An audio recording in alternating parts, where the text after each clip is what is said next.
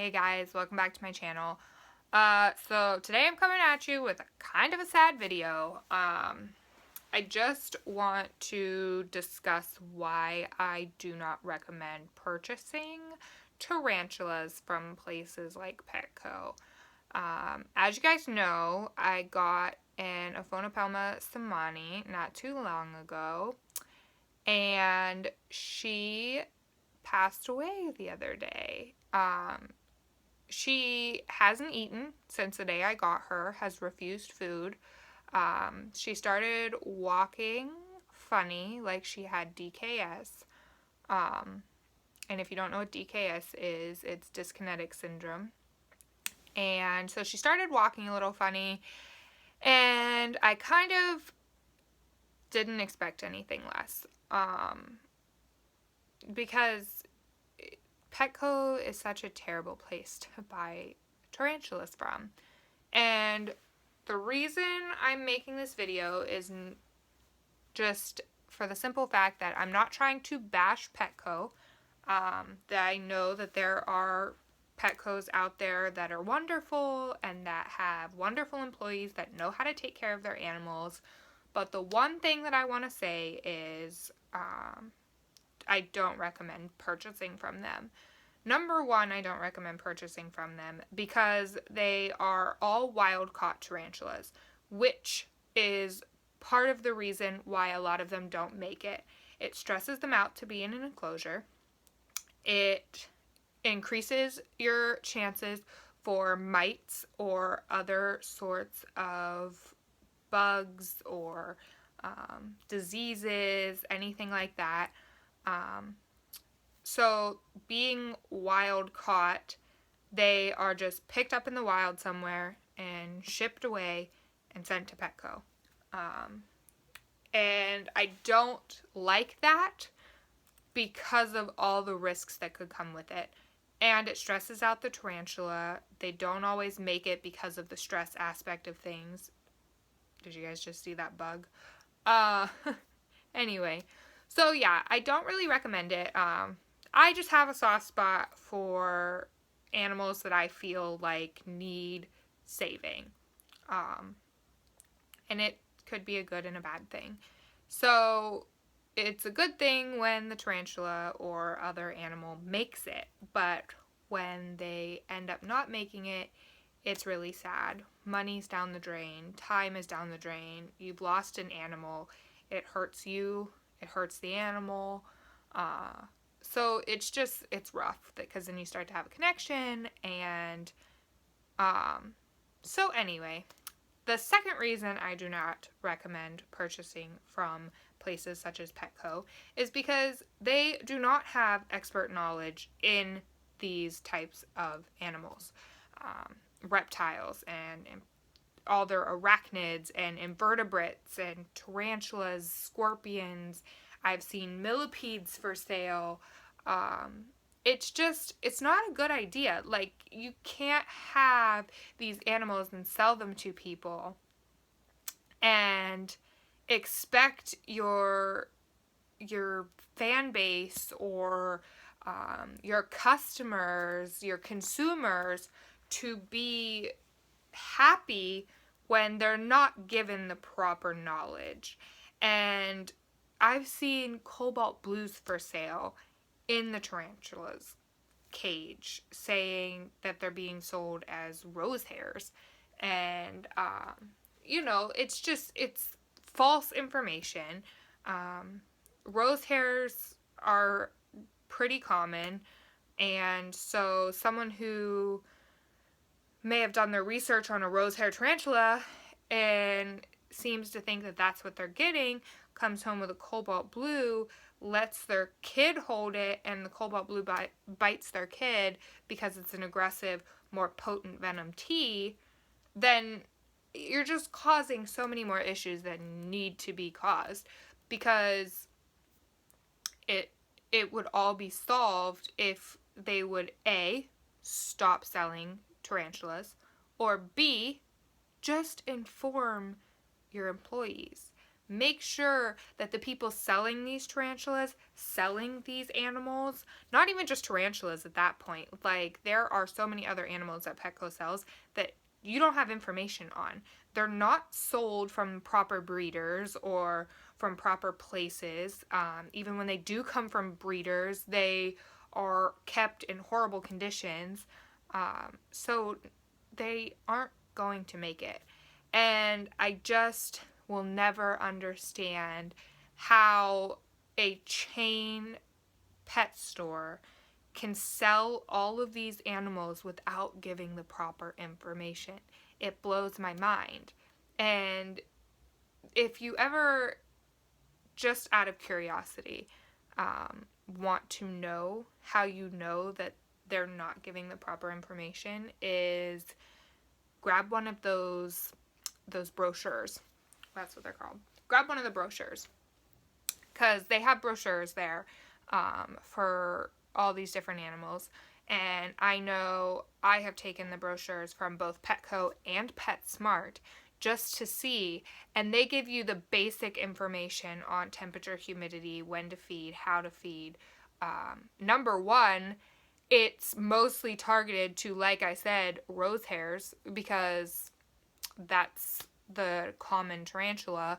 But if they're selling a rose hare, and or you have the brochure for a rose hare and they're selling a pink toe, which is another common tarantula to have at a pet store, that is completely different care requirements. You can't have just the basics in a brochure for a tarantula. If you're gonna do brochures, you have to have them for each specific species that you sell, because you're giving the information for a rose hare for dry temperatures.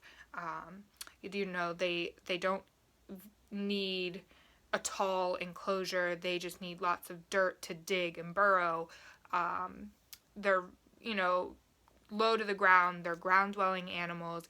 But then, right after you hand somebody that brochure, you're going to sell them a pink toe tarantula, which needs a taller enclosure. They're tree-dwelling. They don't need as much substrate because they don't dig. They're not ground-dwelling. They are tree-dwelling tarantulas. They need higher humidity levels, and they need higher moisture levels. You got to have not only a water dish in there, but you have to spritz it down all the time, having that extra moisture on the sides. So it just blows my mind. And I wasn't going to make any videos like this on my channel. When I originally started, I really did not want to make any videos like this. But it irks me, and it drives my heart to this deep, dark place for Petco and PetSmart. Just for the simple fact that, yes, I have bought tarantulas from there. Who hasn't? And it burns in my soul knowing that those are really the only tarantulas I've ever lost, because they come in, like I said, with who knows what kind of diseases they could be prone to. Mites from being, a wild animal. The stress from going from a wild caught animal into all these shipping to be sent to all these different Petcos, and then to be brought home and put in a smaller tank that they're not used to, because they've had their entire life to just roam around and do whatever they want. And like I said, my Aphonopelma seemani never ate. She didn't eat, not since the day I got her. She started walking funny because she was losing the nutrients from not being able to eat. I had tried to feed her multiple times on multiple occasions. I tried to force dehydration on her. I moistened the enclosure a lot more than normal. I tried to flip her upside down and use a dropper to give her water to force hydration so that she would keep the nutrients. None of it worked. And I also want to point out, for everybody who had said that I didn't take care of my E. Marinus the proper way when she was passing away, and I put her in an ICU to try and save her. I just want to point out that my Aphonopelma seemani, I kept her in her tank the entire time. Never took her out, never put her in an ICU. And it still happens. It doesn't matter. So if they're going to die, they're going to die. That's just how it is. So I also wanted to point it out to all the people who left rude comments saying that I didn't know how to properly take care of my tea and that I should have kept her in her enclosure instead of putting her in an ICU. I know some people genuinely cared when they left their comments, but there were some rude comments saying that I didn't make the right decision. And in the end, they're my animals, and I'm going to make the decision that I feel is right for my animal and what I feel is going to give them the best possible chance because I love them. So I'm going to give them the best possible chance that I can. But yeah, I really just wanted to make this video to warn everybody about purchasing from Petco. Also, Petco started selling Spiderlings, and they just kind of sell them in the most terrible of enclosures. I don't know if you've ever seen them. If you haven't, look it up. They're like these super tall enclosures like this. They look like almost like a paprika shaker. And they're like this tall, and they have black sand, which, number one, if you don't know much about tarantulas, they can't be kept on sand. They shouldn't be kept on sand, I should say. They can be. They shouldn't be. It's bad for them when they molt, and it's just they can't dig and burrow as much. So yeah, they're kept on black sand and in these super tall enclosures that they could just climb to the top, fall, and kill themselves. They're super small. Half of them, they're labeled incorrectly. You know, could get something labeled as, like I said, a rose hair and just end up with some sort of random off the end who knows what, because they don't know what they're doing. And like I said, this is not a diss for everybody who works at Petco or every Petco ever, because I have seen Petcos that know what they're doing. I have seen people who work at Petco who are able to give the proper information, who can educate people prior to purchasing an animal that they don't know much about. But this goes for people who are going in and purchasing an animal as well. Please, please, please, please, please do your research. Know what you're doing, and just know not to expect much life out of those animals. And I know it's not the animal's fault, and I feel super bad for all the animals there, but they're not going to have much of a life. They are not healthy. They are kept badly. They are sent off to random people with the incorrect information. So these people are taking home the animals, taking care of them wrong, and they don't know that. So yeah, I just wanted to make this video kind of to warn everybody, just because of my irritating experience with Petco lately. And so, yeah. If you like this video, go ahead and give it a thumbs up. If you agree with me on all of this Petco BS, give it a thumbs up. Also, if you haven't subscribed, what are you waiting for? Subscribe. I promise that's more than just rant videos on my channel. Most of it's very educational. So yeah, give it a thumbs up, subscribe. Let me know down in the comments what your opinions on the whole Petco ordeal is, and we'll see you next time. Bye guys.